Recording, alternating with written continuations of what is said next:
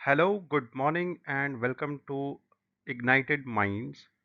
आज 3rd of the जुलाई 2024 का newspaper the Hindu हम डिस्कस करने वाले हैं। कल की डेट में वी हैव सीन, अगर आप सोशल मीडिया स्क्रॉल करते हो, as I always say that UPSC की प्रिपरेशन पेपर से होती है, बट आज की डेट में you all are scrolling social media always. What you need to do is you must be aware while you're doing anything. आप कुछ भी कर रहे हो, even you are eating a chocolate, you must be aware that उस wrapper पे कौन से निशान बने हुए हैं, बिकॉज यूपीएससी ने ऑलरेडी क्वेश्चन पूछा है कि पैकेजिंग मटेरियल के ऊपर ग्रीन डॉट रेड डॉट होता है, पैकेजिंग मटेरियल के ऊपर कोई इन्फॉर्मेशन लिखी होती है, वो इन्फॉर्मेशन क्या होती है. You are buying electronics for your home, UPSC ने ऑलरेडी पूछ चुका है. स्टार लेबल कैंपेन जो था वो किस लिए था. So be aware. ठीक है. Like there was an incident which is gross in its nature, that stampede हुआ था कल. And why this stampede happened and what is it to do with UPSC. और हम ये क्यों पढ़ रहे हैं? Because this is a condition of law and order, this is a condition of mass gathering. This has to be dealt by the agencies of the state. That is why it's important, and it has caused a massive death of 116 people, which is something where we all should send our condolences. ठीक है. Now, the second question, or the second this news article which I have picked, ये दो articles मैंने इसलिए उठाए ताकि आपको ये समझ आ जाए कि जो लोग आपको बोलते रहते हैं कि हमें न्यूज़ नहीं पढ़नी होती, हमें बस एडिटोरियल्स पढ़ने होते हैं, ये चीज़ गलत है. इस न्यूज़ का एग्जाम्पल एज इट इज़ आप गवर्नेंस के क्वेश्चन में डाल सकते हो, मेंस में आप एथिक्स के क्वेश्चन में डाल सकते हो, आप एसए के क्वेश्चन में डाल सकते हो. ये examples, justice is not for sale, won't quash FIRs in rape case as was said by high court. ये एग्जाम्पल आप डायरेक्ट अपने एसए एथिक्स के पेपर में डाल सकते हो, पॉलिटी के पेपर में डाल सकते हो, जुडिशरी के क्वेश्चन में डाल सकते हो. कोई हार्म नहीं है इसमें. And this has to be mentioned कि ये जुलाई के पेपर में आया था, जुलाई में ऐसा हुआ था, इस हाई कोर्ट में ऐसा बोला गया था. ठीक है. Then only you will see that you will gain marks which are much more than the others. Now, there are four articles which I have picked today, editorials particularly. One is about liberalism. It talks about the philosophy of liberalism and all the happenings where it's in dark times from past some decades. Now, next editorial is about mixed signals, and we will see what it's about. Basically, the editorial talks about the 8 core industries. ठीक है. Next editorial talks about the digital jurisprudence in India, and the AI and the effects of AI, and the particularly when we talk about the AI, it's generative AI. ठीक है. ये समझना ज़रूरी है that it's generative AI. And what this editorial talks about is कि इस AI पे हमें करना क्या है. ये जो जनरेटिव एआई है, ये जितना भी कंटेंट बना रहा है, ये जितना भी कॉपीराइट का मटेरियल बना रहा है, उस मटेरियल को हम क्या करें, कैसे रेगुलेट करें, उसको कौन रेगुलेट करेगा, ये सब चीज़ें इंपॉर्टेंट है. That is what this article is about. Then India France relations, and last में एक टेक्नोलॉजी से रिलेटेड आर्टिकल है about the connectivity, rural mobile connectivity. इसमें हम इन डिटेल जाएंगे, हम पूरा देखेंगे कि इस चीज़ में हुआ क्या था. And one more thing was there, पहली स्लाइड पे, that there was this image of water hyacinth. Water hyacinth UPSC पूछ चुका है अपने प्रीलिम्स में. You must be aware that it's an invasive species and it consumes, it's an water intensive species. और ये basically BOD create करती है, and then it does harm the underground water, and it does harm the its environment or the surroundings. And क्योंकि ये water intensive species है, तो फिर बाकी सब जो इसके कम्युनिटी या इसके इकोसिस्टम में स्पीशीज होती है, वो ग्रो नहीं कर पाती है, और ये मैसिव स्केल पे स्प्रेड हो रहा है. Beginning the discussion with UPSC prelims PYQ, as I always told you that this is something which we will be doing always. ठीक है. इस क्वेश्चन का आंसर बी था, that is only 2 are correct. And see the irony is that ये question post independence का है, जो कि आपके मेंस का पार्ट है, ना कि प्रीलिम्स का। ठीक है, but still the question was asked, if you are aware of a bit of post independence history, emergence of politics in India, particularly the emergence of multi-party system in India, then आपको शायद ये question पता हो, शायद इसका थोड़ा बहुत idea हो कि किसने कौन सी पार्टी ऑर्गेनाइज की थी या कौन किस पार्टी का लीडर था। But if you are not, you should not attempt such questions in your exam. ठीक है, नेक्स्ट इज ये आप एक्सप्लेनेशन देख सकते हो इसका, मैं इसमें थोड़ा ज़्यादा नहीं जाऊंगा, because this is something which is written over there, you can read it and just go through it. Next is this news, first news जो हम आज डिस्कस करने वाले हैं, that is Hathras stampede. Detail में डिस्कस नहीं करेंगे, you must be aware of this news, you must keep a note of this news to quote this news in your answers. Mains के आंसर्स में आपको ये कोट करना पड़ेगा। आपसे प्रीलिम्स में ये कोई नहीं पूछेगा कि हाथरस में इंसिडेंट हुआ था तो क्या हुआ, नहीं, आपसे अगर कोई पूछेगा तो वो आपको दो चीज़ें पूछ सकता है। हाँ, प्रीलिम्स में यहाँ पे ये पूछ सकता है that whose responsibility is it to maintain such gatherings where there are too many people, like Kumbh Mela होता है हमारे यहाँ, यात्रा यात्रा होती है हमारे यहाँ, अमरनाथ जी की यात्रा होती है, ऐसे कोई ये गैदरिंग्स होती है, चाहे वो रिलीजियस गैदरिंग हो, वो आप कोई कल्चरल गैदरिंग हो, वो आर्ट ऑफ लिविंग का फेस्टिवल हो यमुना के बैंक्स पे जिस पे एनजीटी फाइन लगाता है, all of this has to be dealt a bit. थोड़ा बहुत आपको नॉलेज होना चाहिए कि इसको रेगुलेट कौन करता है और कैसे होता है ये। Rest I don't think it can be, it will be asked in prelims, but mains में इसका बहुत ही ज़्यादा स्कोप है कि आप इसको यूज़ करो as an example. Next editorial, ये this news is from the high court of, I guess it's the Bombay High Court. I do not remember which High Court does Justice Swarna Kanta Sharma made this judgment from. The point is, this judgment has to be quoted in your answers as it is. आप इसको याद कर लो, ये judgement आपके बहुत काम आएगी अगर आपने इसको अपने मेंस के आंसर में लिखा। बिलीव मी दैट ऐसी एग्जाम्पल्स लिखोगे तो आपके मार्क्स बहुत ज़्यादा आएंगे। आप कन्वेंशनल एग्जाम्पल्स लिखोगे, पुट्टस्वामी केस लिख दोगे, ठीक है, समझ में आता है कि वो भी जजमेंट ही है, ये भी जजमेंट ही है, but this tells the examiner that the candidate is aware of current news. ये लक्ष्मीकांत से एग्जाम्पल उठा के नहीं ला रहा है, ये आज के न्यूज़पेपर से एग्जाम्पल उठा के ला रहा है, वो ज़्यादा इंपॉर्टेंट है। ठीक है, और वहाँ से मार्क्स आते हैं थोड़े एक्स्ट्रा, वही थोड़े एक्स्ट्रा 5 या 10 नंबर ही आपको पास कराते हैं, अदरवाइज सब लोग उसी एक रेंज में होते हैं, 50-60 नंबर की रेंज में ही होते हैं मेंस में सारे लोग। This editorial is about liberalism and it talks about the dark phase and bright phase of liberalism, and it also talks about कि वेस्ट में लिबरलिज्म कैसे थोड़ा बहुत दिक्कत में आ रहा है। ठीक है, with it compares the western liberalism and India's liberalism, and it talks about that how India saved its democracy. as we all know, recent election के results आए हैं, right wing की victory होनी थी, but the article suggests that Indian voters rejected authoritarianism and communalism. It portrays that election results as victory for the democracy and secularism.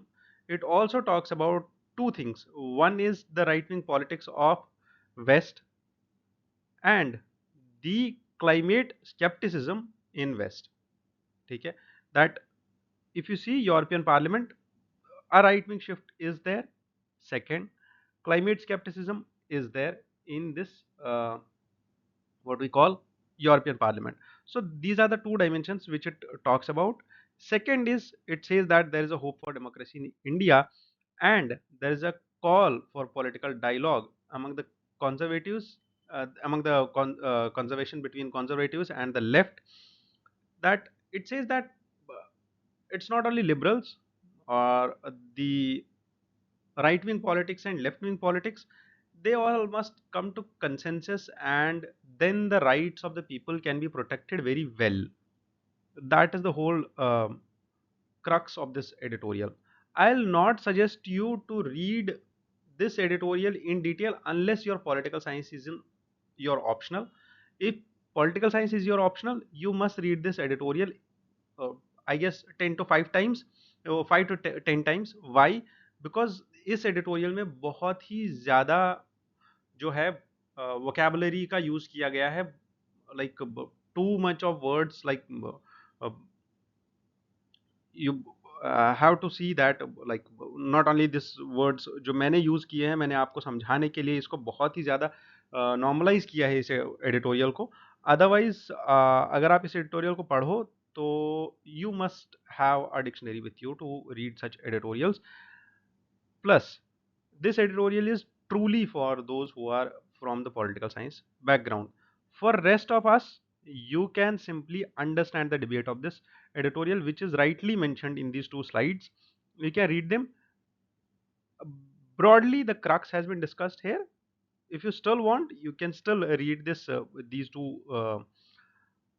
slides, and that will suffice your need. This editorial is very much important, and because the writer is a member of parliament, has been a member of parliament, former member. He was a former CAG bureaucrat. This editorial talks about something which is uh, a linchpin between jurisprudence and legislation. A new era of AI is there. And what we need to do is, there are two things. One is the content generated by AI. ठीक है, and second is AI in itself, the platforms. Third is the programmers of AI who are building this AI. And fourth are the users of AI. All of this has to be regulated. ठीक है, इस पे legislation भी आना चाहिए. However, it's still under the digital jurisprudence. It's still under what? The evolving phases. It has to evolve to a position where we can understand the nitty gritties, like कोई content है, वो AI ने produce किया, for example एक ऐसे है, ऐसे generative AI से निकलवाया किसी इंसान ने, कोई यूजर है, उसने प्रॉम्प्ट लिखा, उसने जनरेटिव एआई को इन डिटेल में रिसर्च पे लगा दिया, एक दिन लगाया और उसने एक ऐसे तैयार किया। बट वही ऐसे अगर कोई नॉर्मल इंसान यूनिवर्सिटी का रिसर्च फेलो करे, खुद से रिसर्च करके, इंटरनेट का यूज़ करके, शायद उसको 1 महीने का टाइम लग जाए। ठीक है, नाउ द पॉइंट इज, दोनों में कॉपीराइट किसको दिया जाएगा? दोनों में वो ऐसे किसका माना जाएगा? क्या वो कॉपीराइट एआई का होगा या उस यूजर का होगा जिसने प्रॉम्प्ट लिखा? क्या वो कॉपीराइट उस इंसान का होगा जिसने मेहनत की, खुद से बनाया, या फिर उसका होगा जिसने एआई पे मेहनत की और वहां से बनाया? उसको 1 दिन लगा, उसको 30 दिन लगे। What and how should we set the standards for this thing? This all has been debated over here, and it talks about that there are safe harbor and liability norms under the section 79 of IT Act, which are unclear about the protections which should be given to generative AI tools. And existing laws, they do not categorize GAIs as intermediaries, conduits, or active creators. So that is what creates a loophole जहाँ पे हम इनको regulate नहीं कर पा रहे हैं ठीक से. Then copyright issues are there, as I discussed. जो अभी हम डिस्कस कर रहे थे, copyright issues are there. Privacy concerns are there that Digital Personal Data Protection Act 2023 का जो आया है, it introduces rights like erasure, right to be forgotten, but GAI models can't truly unlearn information. For example, एक generative AI है, आप कोई भी ले लो, क्लॉड ले लो, चैट जीपीटी ले लो, आप मेटा ले लो, आपके व्हाट्सएप में इंटीग्रेटेड है आज एआई, जनरेटिव एआई, आप वो देख लो. Once you interact with it, it learns a behavior, it learns a language, it learns some words from you. You cannot make it to unlearn those words. ठीक है, once it learns, you cannot make it to unlearn. For example, it has learned that your name is, um, you can see Suresh Ramesh, and then you cannot ask him or this AI, sorry, you cannot ask this AI to unlearn this thing, to delete your name from its own vocabulary. Fine. So that is something which creates challenge, and that these are the like minutest of the details which this editorial talks about. Legal precedents and their limitations. Uh, you might be aware of Shreya Singhal judgment and Christian Louboutin SAS versus Nakul Bajaj case, which provided some guidance but are limited in their application to GAI. Shreya Singhal case mein there was this section 61, 69 of this IT Act which was under debate. So the point is, despite of these judgments, we haven't been able yet to form a comprehensive legislation, ठीक है, to regulate AI or this generative AI at larger scale. Puttaswamy case, as I said, that privacy jurisprudence यहाँ पे बोला गया था, 2019 का एक case है, बोला गया था right to privacy comes under article 21. 2024 के पेपर में पूछा भी था यूपीएससी ने that right to privacy comes under which article. So these are such points which you must be aware of, that what is the issue. Now the author also gives us some proposed solutions which he talks about, that we must implement a sandbox approach. What is sandbox approach? That is simple. We must take a generative AI tool, or two or three for that matter, give them commands, learn that how to regulate it, what it can do, what it cannot do, where we can stop it, where we can learn that what more features can be added to these generative AI tools, so that these can be regulated better. बस यही एक चीज है जहाँ से हम शुरुआत कर सकते हैं. Then comes the data rights responsibilities. We must overhaul the data acquisition process in GAI. As I said, मैंने एक एग्जांपल दिया आपको सुरेश और रमेश का.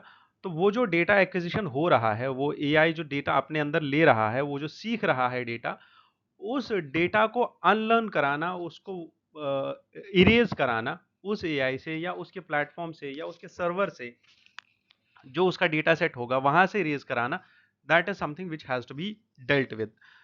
Then moving to the other challenge, that is licensing challenge, कि जितने भी ये जनरेटिव AI टूल्स है, क्या इनको गवर्नमेंट की लाइसेंस ज़रूरत है. जो यूजर्स यहाँ पे है, जो प्रॉम्प्ट इंजीनियर्स यहाँ पे है, जो बना रहे हैं, जो इनको यूज कर रहे हैं, उनको लाइसेंसेस की ज़रूरत है या नहीं, शुड वी रिकॉग्नाइज देम और नॉट. तो these are such challenges. Or particularly this user suggests that we must start regulating them through these certificates or these licenses. ठीक है.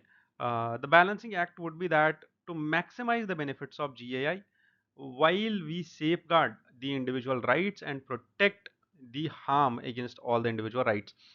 Now this is something which we use as conclusion, ठीक है, and there is a need of new legal framework and interpretation to address the unique challenges posed by this technology.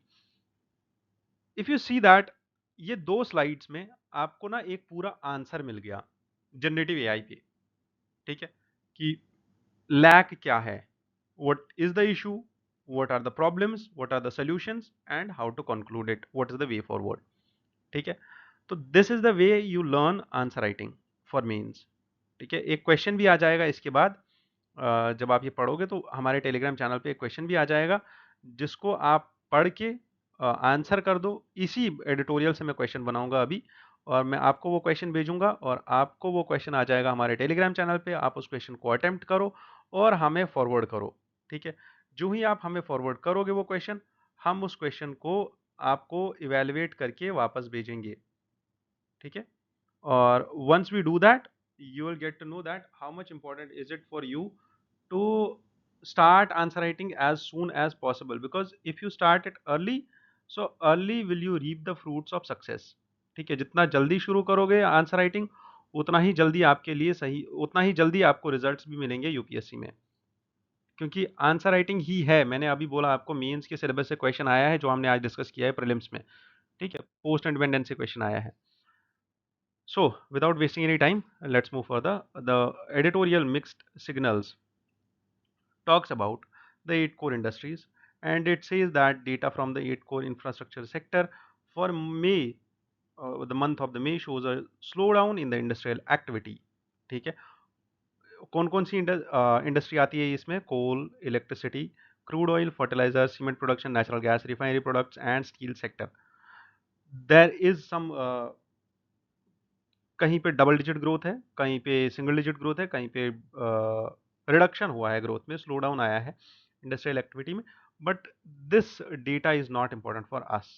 ठीक है, what is important for us? We must understand these कि issue क्या है असल में, क्यों स्लो डाउन आ रहा है, और इस कॉन्सेप्ट को, इस चीज को सीख के हम कल को अपने आंसर में यूज करेंगे कि स्लो डाउन क्यों आ रहा है इंडस्ट्री में। मतलब रीजन क्या है, ग्राउंड रीजन क्या है? सबसे पहले ऑथर बोल रहे हैं हीट वेव का इंपैक्ट है।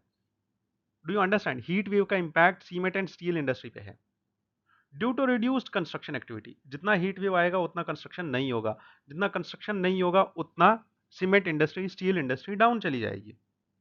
अंडरस्टूड? तो ज्योग्राफी से इकोनॉमी कैसे लिंक होती है वो आप यहां से सीख सकते हो इस एडिटोरियल से। ठीक है, और इसको लिंक करना भी मुश्किल है ना? ज्योग्राफी GS1 का पार्ट है, इकोनॉमी GS3 का पार्ट है, और ये एग्जाम्पल आप दोनों जगह यूज कर सकते हो। GS1 में ज्योग्राफी का एग्जाम क्वेश्चन आता है हीट वेव पे, आप उसमें यही स्टेटमेंट लिख सकते हो सेम, और यही 8 कोर इंडस्ट्रीज का आप इंडेक्स डाल सकते हो वहां पे। ठीक है, और यही डेटा डाल सकते हो और यही एग्जाम्पल डाल सकते हो। फर्टिलाइजर सेक्टर में रिडक्शन आ गया, क्यों रिडक्शन आ गया?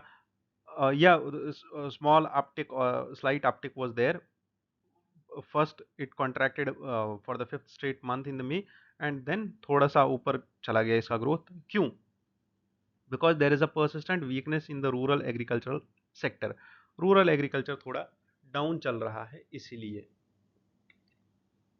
क्यों डाउन चल रहा है रूरल एग्रीकल्चर? क्या रीजन है रूरल एग्रीकल्चर के डाउन होने के?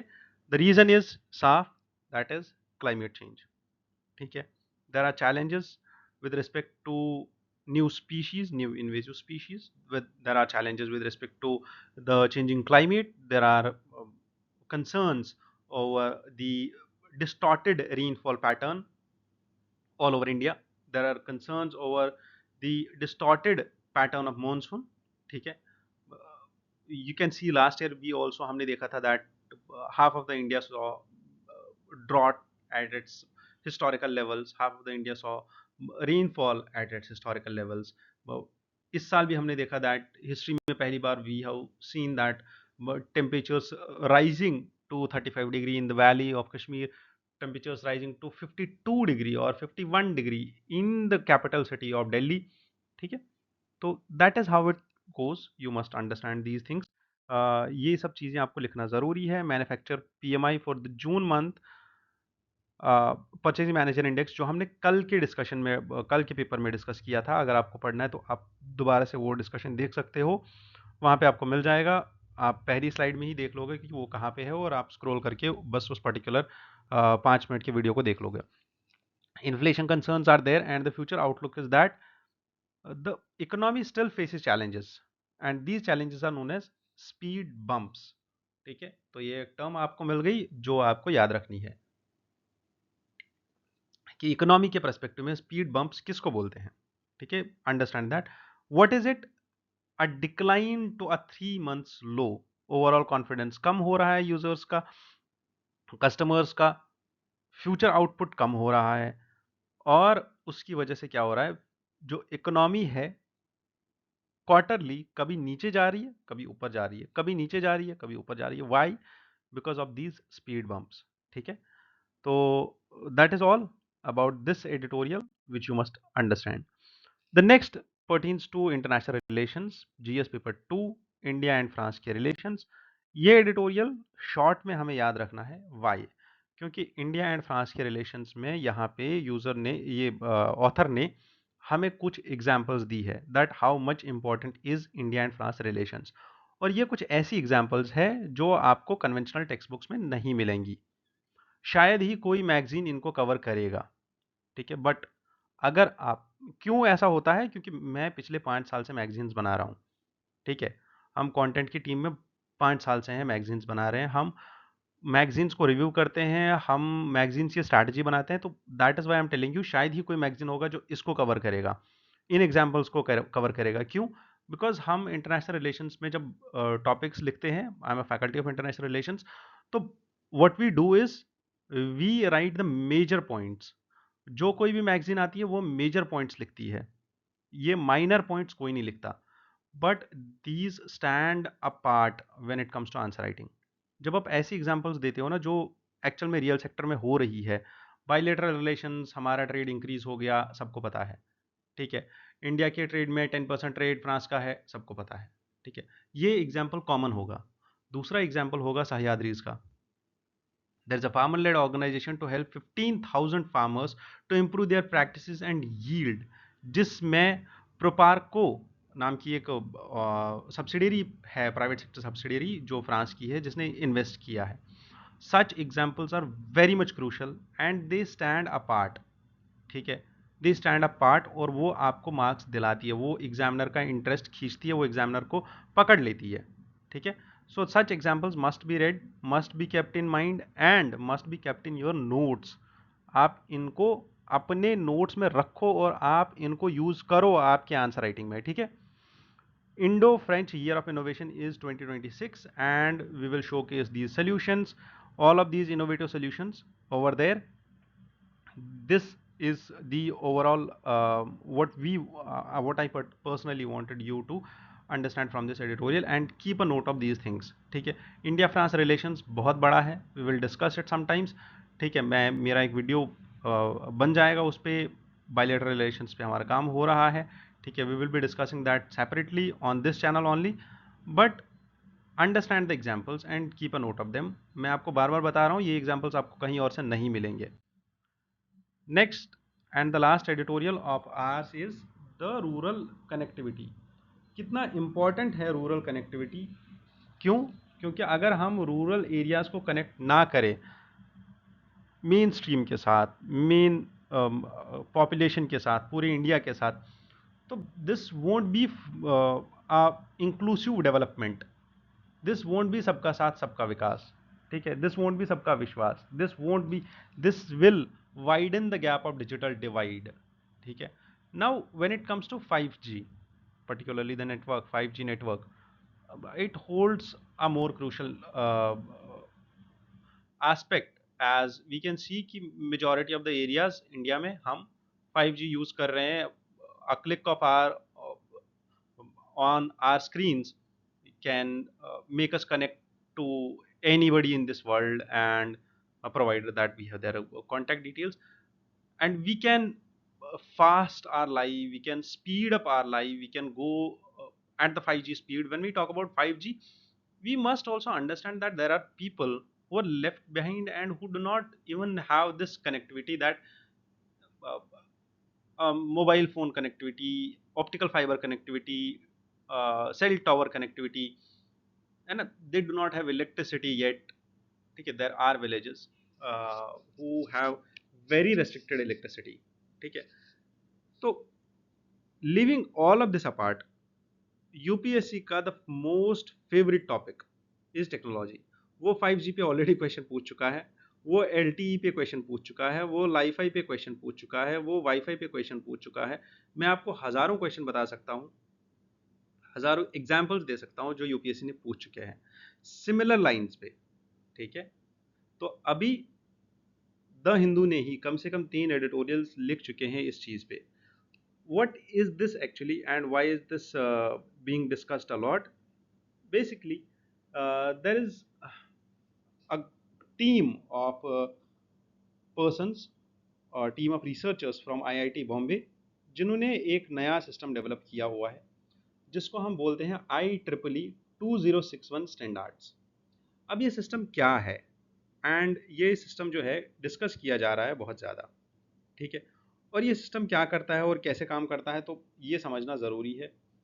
ये सिस्टम जो है ये काम कर रहा है ऐसे, that there are mobile devices and they use multi-hop wireless middle mile network to extend the connectivity to areas where optical fiber links are not available.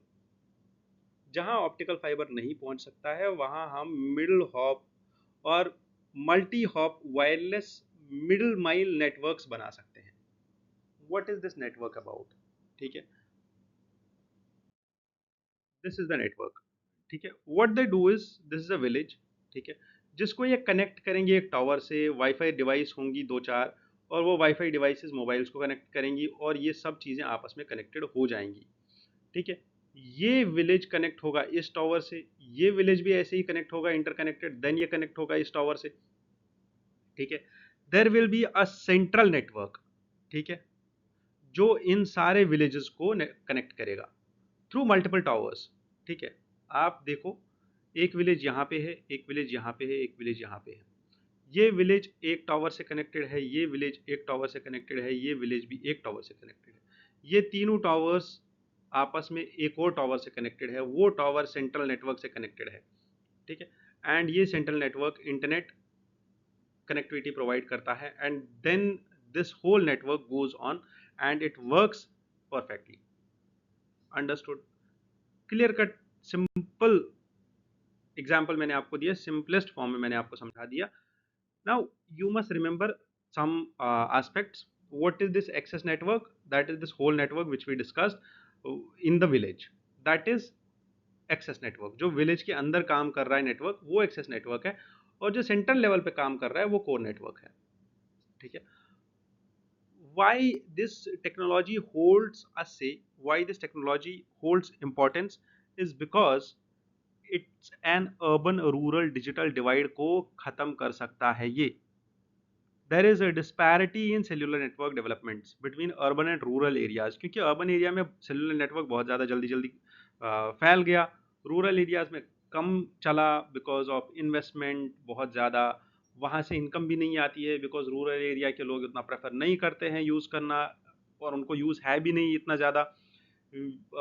Those people who belong to the cities, who belong to the metro cities, they know that they are always into their rooms, वो room से बाहर नहीं निकलते हैं, उनको कुछ भी करना होगा तो they will just click, and जितने वो ज़्यादा क्लिक्स करते हैं उतने वो ज़्यादा कनेक्टेड रहते हैं, और जितना वो कनेक्टेड रहते हैं उतनी ही ज़्यादा इनकम जनरेट होती है इंटरनेट सर्विस प्रोवाइडर के लिए, मोबाइल सर्विस प्रोवाइडर के लिए, नेटवर्क प्रोवाइडर के लिए, सबके लिए इनकम जनरेट होती है। और जितने ज़्यादा कस्टमर्स होंगे, जितना डेंस पॉपुलेशन होगा यूज़ कर रहा एक पर्टिकुलर नेटवर्क को, उतनी ही ज़्यादा उनको रेशियो प्रपोर्शन के हिसाब से ज़्यादा इनकम आ जाएगी। But when it comes to rural area, तो एक विलेज में थोड़े बहुत ही यूज़र्स होंगे उनके, और वो थोड़े बहुत यूज़र्स थोड़ा बहुत इंटरनेट यूज़ कर रहे होंगे, और वहाँ से थोड़ी सी इनकम आ रही होगी। Why I am talking it in a generic way is because आपको ये डेटा याद रखने की ज़रूरत नहीं है कि ऑल द एडिटोरियल में डेटा दिया हुआ है, बट वो डेटा याद रखने की ज़रूरत ही नहीं है ना उसको कोट करना है। कुछ डेटा होता है जो हमारे लिए इंपॉर्टेंट होता है, जो मैंने आपको बोला, जैसे फ्रांस की एग्जांपल्स, ये वाला डेटा हमें ज़रूरत ही नहीं है, इसमें बस हमें जेनरिक आंसर लिखना है, ठीक है, और इतना ही जेनरिक आंसर लिखना है। बस हमें ये मॉडल पता होना चाहिए, ये स्टैंडर्ड पता होना चाहिए, आईआईटी बॉम्बे ने इसको डेवलप किया है, ये पता होना चाहिए, ठीक है। And this is being tested all across, और ये अगर डेवलप हो गया तो दिस विल बी लाइक, ये अगर मास स्केल पे इम्प्लीमेंट हो गया तो this will help a lot. What are its key features? You can just go through these, that it provides direct internet access, it provides local routing, it also provides multi-hop wireless middle mile networks, जो हमने पहली slide में ही discuss किया था। This has a potential impact that it will provide affordable connectivity to rural population, ठीक है, जो inclusive development, inclusive growth के लिए बहुत ज़्यादा इंपॉर्टेंट है।